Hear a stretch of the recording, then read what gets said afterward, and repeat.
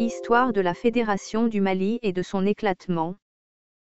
23 juin 1956, adoption de la loi-cadre des Fers. Celle-ci veut associer les populations africaines à la gestion de leurs affaires intérieures, mais elle démantèle l'Afrique occidentale française, AOF, et l'Afrique équatoriale française, AEF. Le Grand Conseil se voit limité à des fonctions de coordination. 25 à 30 septembre 1957, Congrès du Rassemblement démocratique africain, RDA, au Collège technique de Bamako.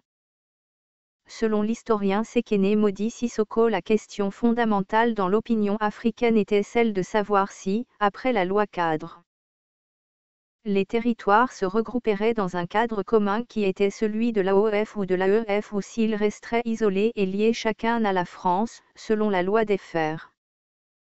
Le Congrès voit se manifester des divergences profondes entre la section RDA de Côte d'Ivoire dirigée par Félix Houphouët-Boigny et le reste du parti. Houphouët marque son attachement au principe de la loi-cadre. 15 février 1958, rassemblement au Palais Bourbon à Paris de nombreux partis africains pour la création d'une structure unique. Le RDA demande que tous les partis se rangeant derrière son sigle. Les discussions achoppent. Ces désaccords conduisent à la création à Dakar le 28 mars 1958 du Parti du regroupement africain, PRA, par les partis autres que le RDA. Le PRA défendra au Grand Conseil, dans les instances territoriales et dans l'opinion publique la nécessité d'une unité fédérale. 5 avril 1958, incident au sein du RDA qui illustre à nouveau les désaccords entre la Côte d'Ivoire et le reste du mouvement. À la clôture du Grand Conseil, les élus RDA votent à l'unanimité une motion qui demande la création d'un exécutif fédéral. Protestation d'Abidjan qui désavoue le vote de la délégation ivoirienne. Le Guinéen Sékou Touré répond catégoriquement au nom du groupe RDA au Grand Conseil. Le groupe RDA soutient de tout son poids ladite motion et ne peut prendre en considération toute déclaration intempestive contraire à la volonté des masses africaines. 13 mai 1958, une insurrection à Alger lance le processus qui va conduire le général de Gaulle à la tête du pouvoir exécutif français.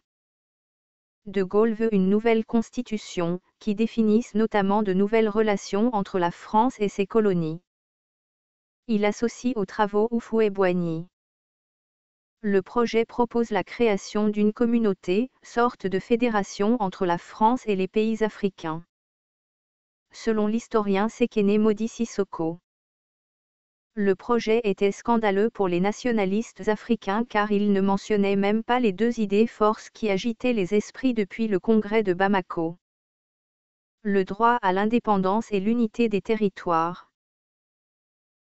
25 à 27 juillet 1958, le PRA, le Parti du regroupement africain se retrouve au Centre international UNAFRICA de Cotonou. Près de 350 délégués représentent les partis politiques hors RDA. Dès le départ, la délégation nigérienne donne le ton. L'indépendance nationale d'abord, le reste ensuite. Léopold Sédar Senghor émet des réserves, mais le Congrès opte pour l'indépendance immédiate. 29 à 30 décembre 1958, Congrès de Bamako. Les représentants du Sénégal, du Soudan français, du Dahomey et de la Haute-Volta mettent en place un plan en vue de la création de la fédération. 14 janvier 1959, l'Assemblée constituante de la nouvelle fédération s'ouvre au palais du Grand Conseil de l'AOF. 44 délégués représentent les 4 États qui ont décidé de mettre en place cette fédération, Sénégal, Soudan français, Dahomey, Haute-Volta. Le 17 janvier, la Constitution est adoptée par acclamation. La Fédération du Mali est née, même si elle reste encore dépendante du pouvoir colonial. Cette constitution doit être ratifiée par les assemblées législatives des États membres pour entrer en vigueur. Entre 21 et 22 janvier 1959, la constitution de la Fédération du Mali est ratifiée par le Soudan français et le Sénégal. La Haute-Volta et le Dahomey font défection. 4 avril 1959, l'Assemblée fédérale du Mali se réunit pour réviser la Constitution fédérale et former le gouvernement fédéral. Léopold Sédar Senghor est désigné président de l'Assemblée. Modibo Keïta est élu président du gouvernement. Mamadou Dia est choisi comme vice-président. Le gouvernement fédéral est constitué le 15 avril, le Soudan et le Sénégal disposent chacun de 4 ministres. 15 mai 1959, De Gaulle reçoit Modibo Keïta à l'Élysée et lui annonce qu'il accepte de reconnaître l'existence de la Fédération du Mali au sein de la communauté. 29 septembre 1959, le Sénégal et le Soudan déposent une requête formelle pour le transfert des pouvoirs souverains de la communauté à la Fédération du Mali. 13 décembre 1959, à Dakar, devant l'Assemblée fédérale, De Gaulle annonce que la France laissera le Mali accéder à la souveraineté internationale, tout en continuant à l'aider. 18 janvier 1960, ouverture à l'hôtel Matignon à Paris des négociations qui doivent aboutir à l'indépendance de la Fédération du Mali. 4 avril 1960, signature dans les salons de l'hôtel Matignon des différents textes permettant la dévolution des pouvoirs de la communauté à la Fédération du Mali. Un accord particulier portant transfert des compétences de la communauté, 2 accords sur les dispositions transitoires, un accord sur la participation de la Fédération du Mali à la communauté. Une batterie d'accords de coopération est également paraphée sur les questions de politique étrangère, de défense, d'économie, d'enseignement supérieur, de matières premières et produits stratégiques. L'indépendance du Mali ne sera effective qu'après ratification des accords par les assemblées du Mali et de la France. 20 juin 1960, proclamation de l'indépendance de la Fédération du Mali. Le dimanche 19 juin, la cérémonie de l'acte de reconnaissance a lieu dans les jardins du palais de l'ancien haut-commissaire de l'AOF à Dakar. Le drapeau français est descendu devant les responsables français et maliens.